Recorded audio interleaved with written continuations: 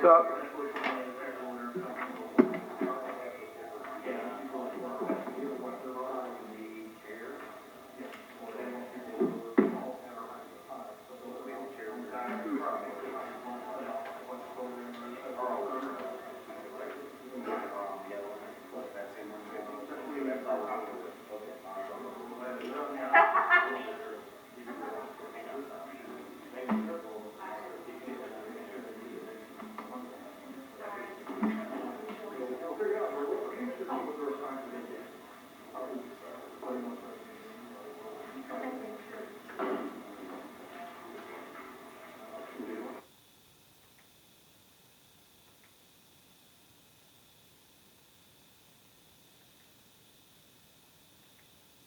Mr. Becerra? here. Mrs. Pats? Here. Mr. Bramick? Here. Mrs. Winton? Here. Ms. Croft? Here. Mr. Johnson? Here. Mr. Woolley? Here. Mayor Salas is excused tonight. Mrs. Bowers? Mrs. Choko? We have Councilwoman Pat, would you like to lead us in this one?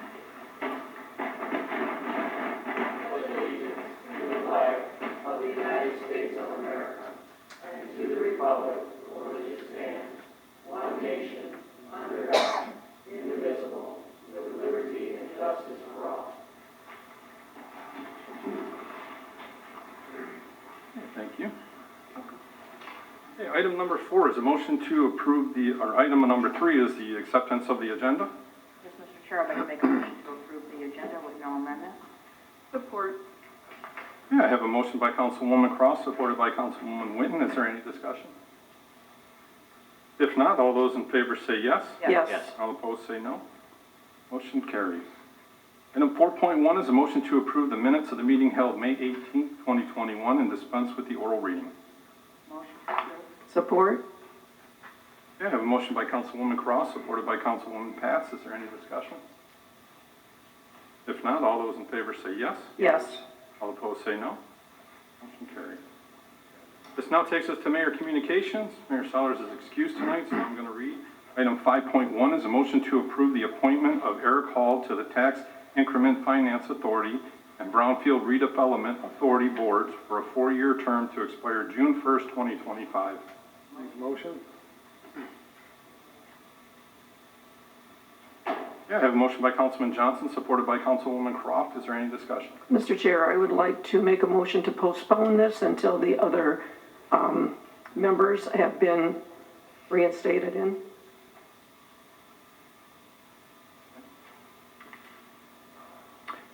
I can support postponing. I think this is definitely a step in the right direction, but until this board operates within the guidelines of their own bylaws, I can't see me voting for anything to move them forward until they're moving forward as a qualified body with active approved membership. Councilman Remick?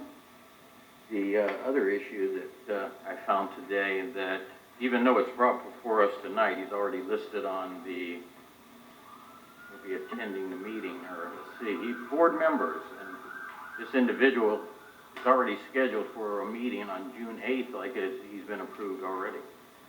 I'm just kind of wondering, people, here we go again, stepping forward without this council being made aware of, or before we even vote on it. That's all.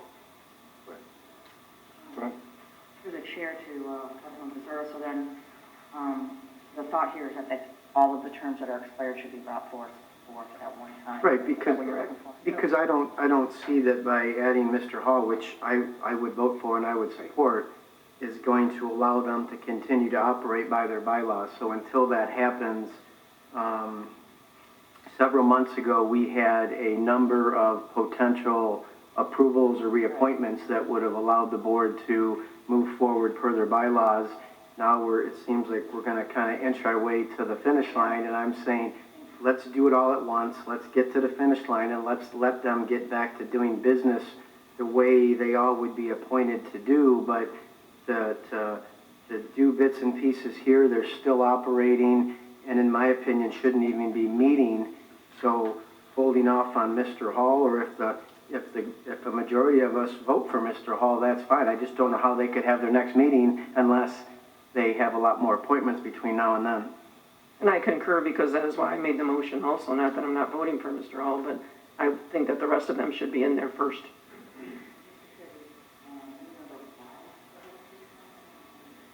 I was told that at that time, which was probably 2 months ago, that they were not aware that they were up for certification. So they had to reach out to them.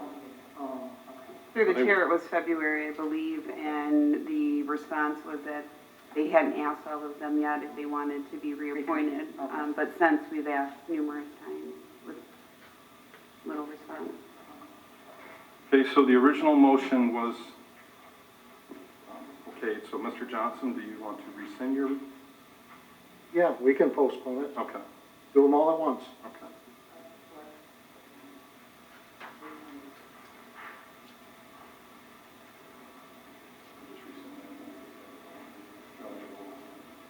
Okay.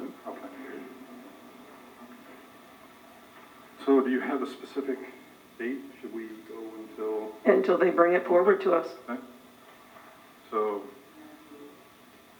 hopefully. if, forward, okay. Okay, so item 5.1 is now a motion to approve the appointment of Eric Hall to the Tax Increment Finance Authority in Brownfield Redevelopment, a 4-year term to expire June 1st, but to be postponed until all members of TIFA are brought up to date.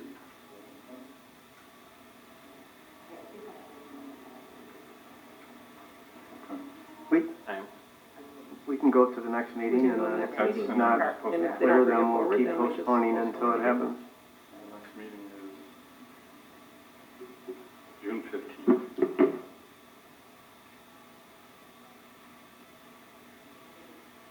I support Councilman Pat.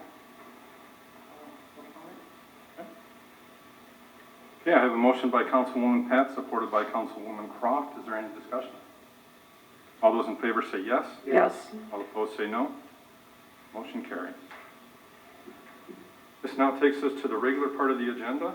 Item 6.1 is a motion to approve the first reading of case number 21-05, zoning ordinance to amend Appendix A, City of Taylor, Michigan Code of Ordinance, regulating the development and land use to conditionally rezone parcel number as read, the southwest corner, section 9, numbers as read, City of Taylor, Wayne County, Michigan, from B3 to I1 light industrial. The property consists of approximately 2.07 acres and is located on the east side of Telegraph between Wolf Isle and Mary Streets. Motion to approve. Support. Yeah, I have a motion by Councilwoman Cross, supported by Councilwoman Winton. Is there any discussion? I think we need some explanation from someone. Anyone?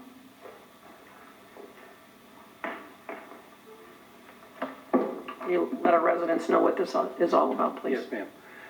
Good evening, ladies and gentlemen of the council. My name is Peter Stuhlreier. I'm the chief architect for Design House Architecture, 3300 Auburn Road, Auburn Hills, Michigan. This project is to adaptively reuse a structure at 8715 Telegraph Road. It was formerly the Coliseum Racquet Club. The conditional rezoning request is meant for us to adaptively reuse this building into a climate-controlled interior self-storage facility. As you know, it's adjacent to the U-Haul facility on Telegraph Road. Ownership is here, and if we need their input or comment, I'm sure they'd be happy to talk to anybody. They've had a hard time trying to sell the facility or use the facility as is, functionally obsolete would probably be the name for where they're at. They've had no luck in doing so. What happened is that they approached me 6 months ago. I happen to be a climate-controlled self-storage expert, coast to coast, really. And just coincidentally, I have my office locally. So I agreed to study the demand and supply of said self-storage in the area, and it turns out that the area is undersupplied, and this use will succeed. The building will probably rise to a value of somewhere around $5 million when it's fully occupied, which will take about 18 months from the end of construction. We were asked during Planning Commission, and Planning Commission did recommend us to come up to council. We were asked to provide them with our analytics to show the self-storage, and it's very simple stuff. I know that sometimes self-storage is looked upon kind of like, well, there's too much, or